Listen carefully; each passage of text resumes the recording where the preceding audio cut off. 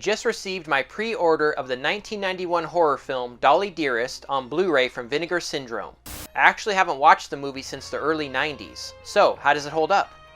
Well, Dolly Dearest opens at an archaeological dig in Mexico. A guy opens an old tomb which immediately releases an ancient evil that makes its way into a nearby factory. We then cut to an American family on their way to Mexico. We've got a husband and wife and their 2 kids who have apparently purchased the old Dolly Dearest doll factory. The mother is played by Denise Crosby, who of course was in Star Trek The Next Generation and Pet Sematary. I don't recognize the dad and the daughter, but the son I do remember from the 90s HBO comedy Dream On. Anyone remember that one? So at the dilapidated factory, the dad lets his daughter pick out one of the Dolly Dearest dolls, and these things are huge. The little girl starts turning into a brat and grows increasingly attached to Dolly. She throws lots of tantrums and is basically out of control. Jessica! Little brat. So the local live-in maid from Goonies senses evil from the doll and of course is eventually murdered by Dolly. She gets stabbed and then electrocuted in the basement in something filled with water, which I'm still not sure what exactly it's supposed to be.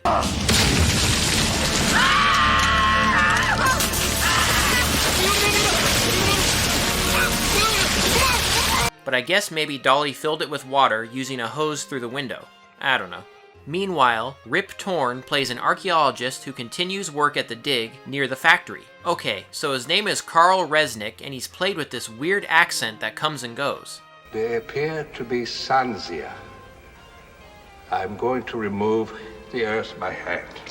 Is he trying to do an Hispanic accent? Or maybe Jewish, as his last name implies? In one of the interviews on this release, Denise Crosby says he's supposed to be Hispanic, which is kind of bizarre. But it's fine. And besides, he'll always be Patches O'Houlihan to me anyway.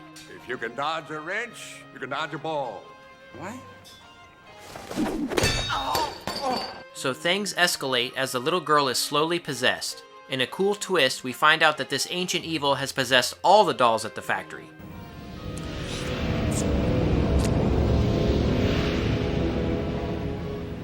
It helps set this apart from the Child's Play movies, which this was trying to cash in on, and I do appreciate it. One scene has a factory worker terrorized by the dolls. He gets his hand stuck in a sewing machine, which is great, but then instead of going all the way with it, I guess the evil spirit makes him have a heart attack, which is a little disappointing. So the pacing does lag a bit in the middle of the movie, but things pick up when Dolly attacks the family at home, as well as the big showdown with all the evil dolls at the factory. Dolly Dearest has all the ingredients for a fun horror movie. We've got a cool doll, excellent practical effects, and a good cast, although the dad's performance leaves a little bit to be desired. Sounds fascinating. When do you start?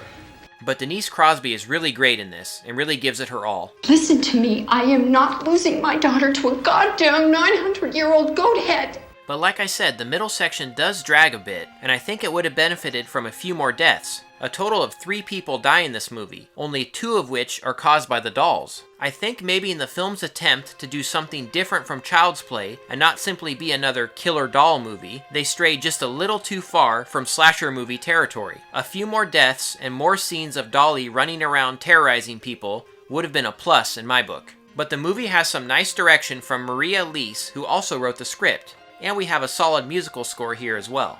So yeah, overall I enjoyed this movie. It had some flaws, but I liked it, and I had fun with it. Play with this, bitch. Picture-wise, it looks amazing. Vinegar Syndrome did a 2K restoration, and it does not disappoint. Special feature-wise, this release is a little light. We only get 2 interviews, one with Denise Crosby and the other with Ed Gale, who played Dolly in a few scenes. Both of the interviews are excellent and informative, but it would have been nice to get a director's commentary or at least an interview with her as well. The release includes an amazing slipcover and reversible cover art.